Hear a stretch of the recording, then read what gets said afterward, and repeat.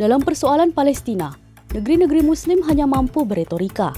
Sikap para pemimpin Muslim yang berharap pada PBB dan negara-negara adidaya sangat disayangkan. Lembaga-lembaga ini menjadi alat Amerika untuk memperpanjang umur hegemoninya atas dunia. Semua resolusi menyangkut Palestina hanya dibuat untuk membungkam suara pembelaan dan dorongan membebaskan Palestina. Pada faktanya, tragedi Palestina sudah berlangsung sangat lama. Bagaimana pandangan Muslimah terhadap hal ini? Mari kita simak Inspirasi Muslimah.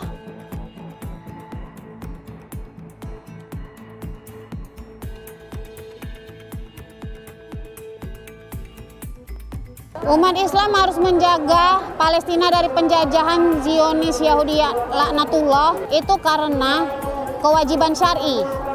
Palestina khususnya Al-Aqsa itu adalah tanah umat Islam yang harus dijaga dari penindasan dan kezaliman. Selain itu, umat Islam itu ibarat satu tubuh. Jadi penderitaan saudara kita di Palestina itu adalah penderitaan kita juga. Dan kita kalau membiarkan kezaliman dan penjajahan di sana berarti kita mengkhianati amanah dari Allah untuk menegakkan keadilan dan menindas penjajahan.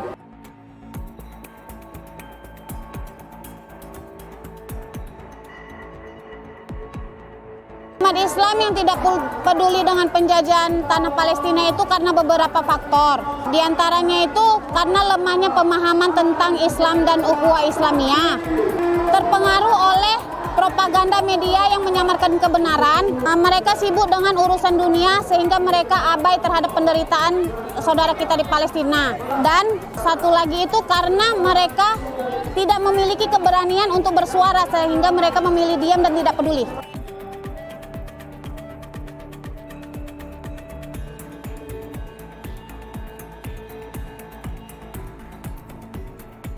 Tidak memberikan upaya yang optimal untuk penjajahan Palestina itu berdampak sangat besar.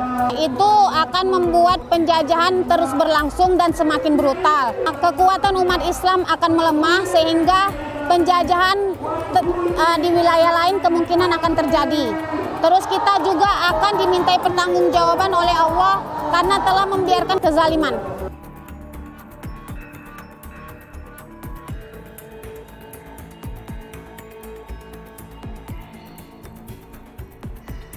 Boikot, donasi, dan doa itu adalah bentuk dukungan, tapi tidak merupakan bentuk yang optimal untuk membebaskan Palestina. Bentuk yang optimal itu membebaskan Palestina adalah bersatunya umat Islam dalam satu kepemimpinan Islam, yaitu Khilafah Islamiyah. Jadi setelah Khilafah Islamiyah akan ada timbul komando untuk politik dan mengarahkan militer untuk membebaskan Palestina ke sana.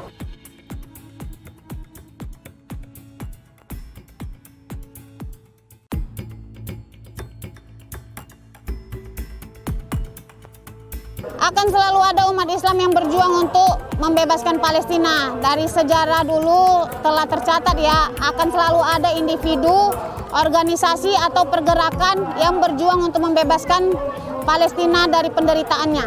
Dan kebenaran Allah itu pasti ya, kezaliman akan selalu ada masanya gitu, dan kebenaran pasti akan bangkit.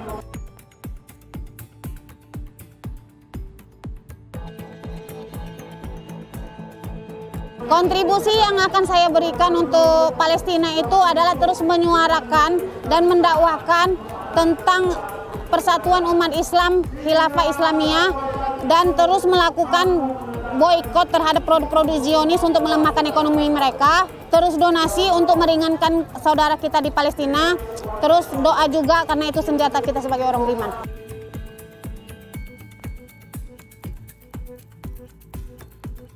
Tanah Palestina itu ya, dulunya ya masih sebelum dijajah itu mereka itu hidup dengan tentram, nyaman ya.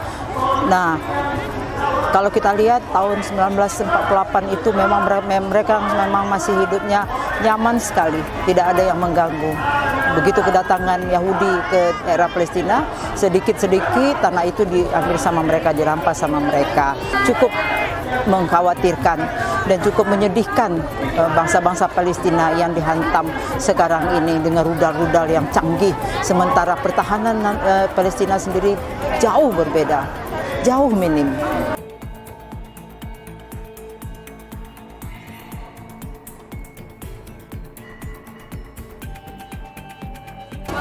Ya, sebenarnya kalau kita lihat ya perampasan ini sebenarnya tidak boleh sebenarnya.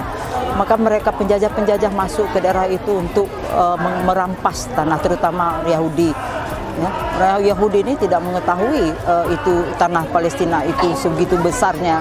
Ya, mereka datang dengan diam-diam mengambil sedikit-sedikit. Semua kaumnya didatangkan dari ke Palestina.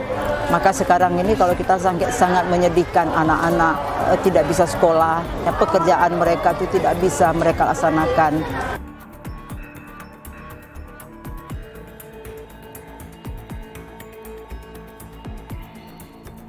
Sebenarnya bukan tidak mampu ya, tapi kurang serius kalau kita lihat pembelaan kepada Palestina. Ya, mula-mula sedikit-sedikit diambil tanahnya, kita diam. Semua negara-negara Islam semua pada diam. Padahal kalau kita lihat Arab Saudi, Mesir dan sebagainya yang dekat-dekat dengan Palestina, mereka sebenarnya harus benar-benar menjaga dan melindungi Palestina, walaupun Palestina pada masa sampai sekarang ini belum merdeka. Jadi kita minta ya supaya Palestina ini dapat merdeka, mereka bisa bertahan sendiri, ya, mereka bisa hidup dengan tentram dan damai seperti sedia kala.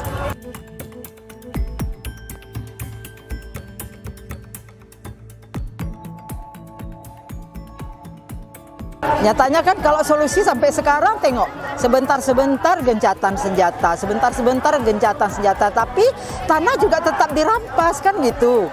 Jadi nggak ada solusi itu namanya tidak sesuai dengan perkataan gencatan senjata. Mereka itu memang taktik mereka.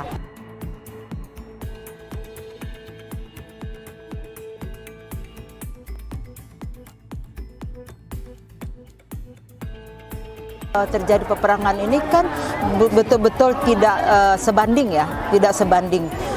Sebenarnya militer juga perlu, terutama Indonesia lah. Indonesia kita harapkan juga betul-betul serius membantu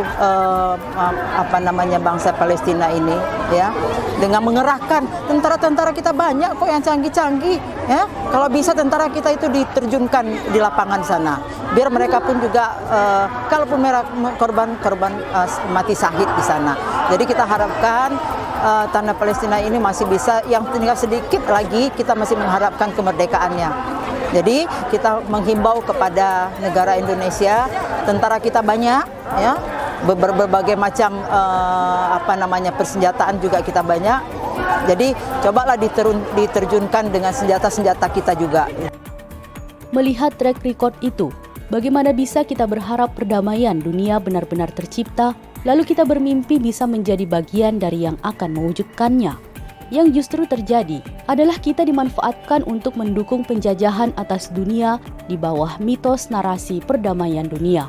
Sungguh, Palestina telah memanggil para pemimpin dan tentara umat Islam di berbagai negeri Muslim, termasuk Indonesia, untuk terjun di kancah jihad fisabilillah.